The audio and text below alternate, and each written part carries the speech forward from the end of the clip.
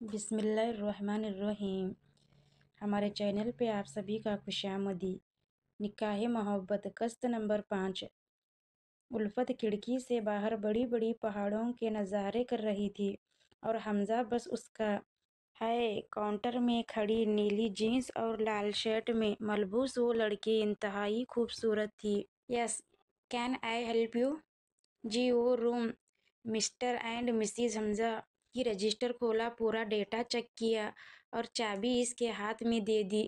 Room number 115۔ Have fun! اور خوشی دلی سے اس نے اپنے کسٹمرز کو اٹینڈ کیا۔ آپ یہاں بیٹھیے، میں فرسٹ ایڈ لاتا ہوں، اور اسے بیڈ پر بٹھا کر کمرے کی تلاش لینے لگا۔ الفت نے زیادہ دھیان نہ دیا۔ ہاں، بس وہ خاموش تھی۔ وہ جو کر رہا تھا الفت کو اس میں کوئی پریشانی نہیں تھی۔ تھوڑی دیر بعد وہ ایک سفید رنگ کے ڈبے کو ہاتھ میں لیے سامنے سے آ رہا تھا۔ شکر مل گئی کہہ کر وہ اس نے باکس کو کھولا اور سنی پلس نکالی اور کھول کر اسے متاثر جگہ پر لگا ہی رہا تھا کہ الفت نے اس کا ہاتھ روک دیا اور اس کے ہاتھ سے لے کر خود ہی اپنے چوٹ پر مرہم پٹی کرنے لگی۔ حمزہ نے اسے گھورا اور باکس کو دھڑم کر کے بند کیا اور واپس وہیں رکھ آیا جہاں سے لایا تھا۔ آغا صاحب، بھابھی بہت اصرار کر رہی ہیں محمل اور علی کے رشتے کے لیے۔ میں نے کہا آپ سے پوچھ کر جواب دوں گی۔ اب آپ مجھے اپنی رائے دیں۔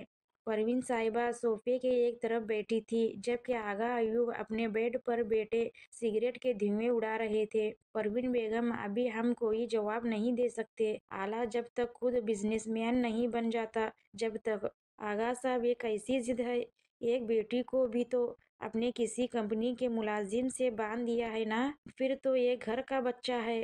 پروین بیگم، آغا صاحب کی بھاری آواز میں ذرا سا روب جگا تھا۔ ہم نے اپنی بیٹی کی شادی کسی ملازم سے نہیں کی ہے اور وہ بہت زیادہ فرمانبردار اور تابعدار بچہ ہے، اور ہم نے اسے کہا ہے کہ وہ جلدی ہی اپنا بزنس اسٹارٹ کرے ورنہ ہم ہی کوئی اس کی مدد کریں گے۔ پروین خاموشی سے ساری باتیں سن چکی تو آخر میں بولی، چلیے اب کی بار جو فیصلہ کرے وہ اس سے اچھا کرے۔ آغا صاحب نے پروین بیگم کو ایک نظر دیکھا اور غصیلے پن میں ہی سر کو ہلا دیا۔ ہاں، خیریت سے ہوں۔ ہاں، وہ بھی ٹھیک ہیں۔ ہاں، کچھ باتیں ہوئی ہیں۔ ہاں ہاں، کل بتاؤں گا۔ حمزہ دھیرے دھیرے فون پر حنین سے بات کر رہا تھا۔ وہ اتنا آہستہ بول رہا تھا کہ سامنے والے کمرے تک بالکل بھی آواز نہ جائے۔ اور حنین، مما کا خیال رکھنا یار، اور ان کو میڈیسن ٹائم سے دے دینا۔ وہ تھوڑا ہنسا تھا جیسے حنین نے اسے کہا، اوہ ہاں میرے باپ، ہاں اوکے، تم بس انجوائے کرو، اوکے؟ ہاں میرے بھائی، اوکے۔ فون رکھ کر وہ سارے کمرے کی سیٹنگ کرنے لگا، الفت کا اور اپنا سارا سامان سمیٹنے لگا، جبکہ الفت دوسرے کمرے میں سو رہی تھی۔ جب وہ سارا کمرہ سمیٹ چکا تو جلدی سے جا کر 2 کپ چائے اور کچھ ناشتے کا سامان لے کر آیا، سارا سامان ٹیبل پر سجایا اور الفت کو اٹھانے اس کے کمرے میں چلا گیا۔ اسے دیکھ کر تو ویسے ہی حمزہ کی آواز نہیں نکلتی تھی، لیکن ابھی تو وہ سو رہی تھی اور ایک سوتے ہوئے خیر کو اٹھانا وہ جانتا تھا کیا ہوگا۔ لیکن پھر بھی الفت الفت الفت، اٹھ جائیے، ہمیں پھر گھومنے بھی چلنا ہے۔ الفت جو خوابوں کے محل سے باہر آئی تھی، نیند کے طوفان سے نکل آئی تھی، آنکھیں رگڑتی ہوئی اٹھی۔ ایک تو اس کی شکل صبح ہی صبح دیکھ لی، اوپر سے گھومنے بھی جانا ہے اس کے ساتھ۔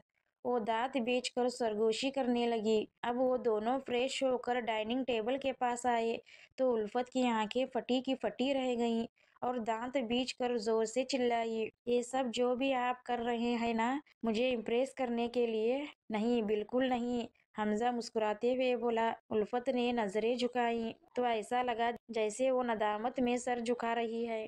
یہ جب لوگ ناشتہ کر چکے تو فوراً ہی تیار ہو گئے میری کیمپ گھومنے کے لیے۔ الفت نے ہرے رنگ کی سوٹ پہنی تھی جو ٹھکنوں سے اوپر اور پیچھے سے ٹھکنوں کے نیچے تک آئی تھی۔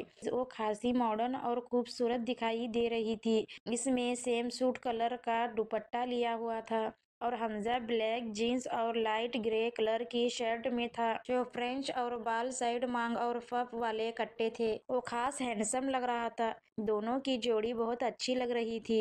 الفت اپنے رنگ کی وجہ سے اوپر چمکتی تھی اور اس کے چہرے کی معصومیت اس سے اور کشش بناتی تھی۔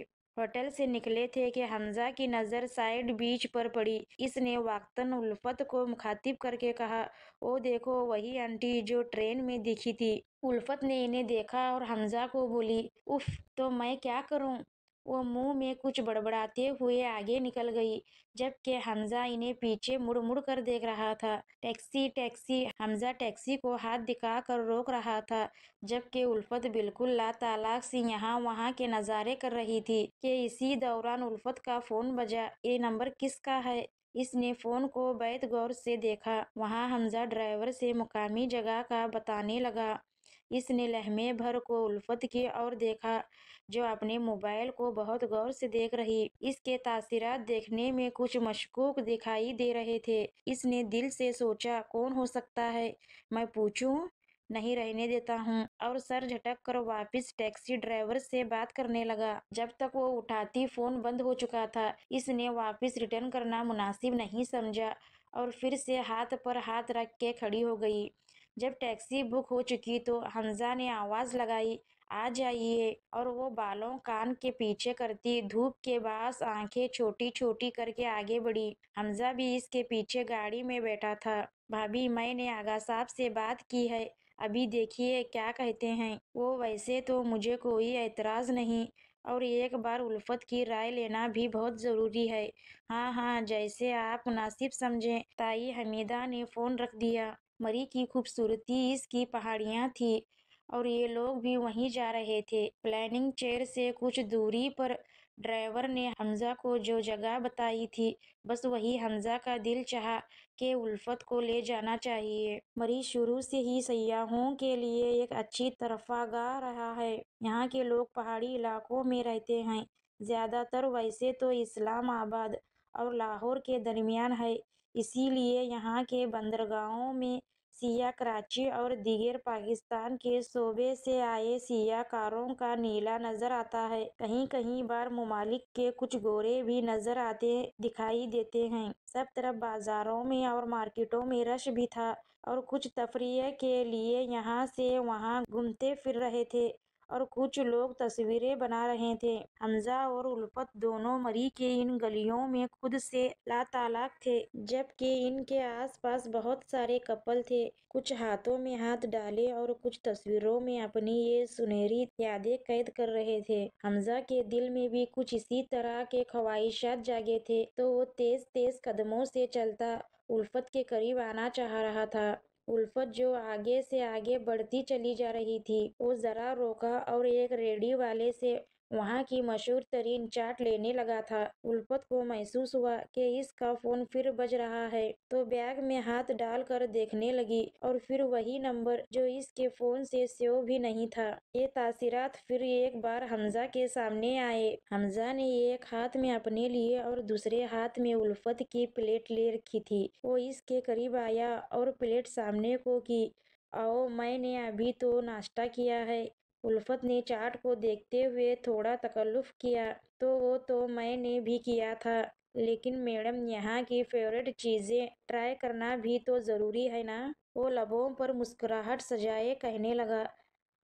الفت نے سر کو ہلا دی۔ "کچھ پوچھ سکتا ہوں اگر آپ برا نہ مانیں تو؟" حمزہ اب اس کے عقیب میں چلتا جا رہا تھا، اور الفت نگاہیں نیچے کرتی ہاتھ میں پارسل پلیٹ لے چل رہی تھی۔ اس نے فوراً ہی کہا تھا، "جی۔"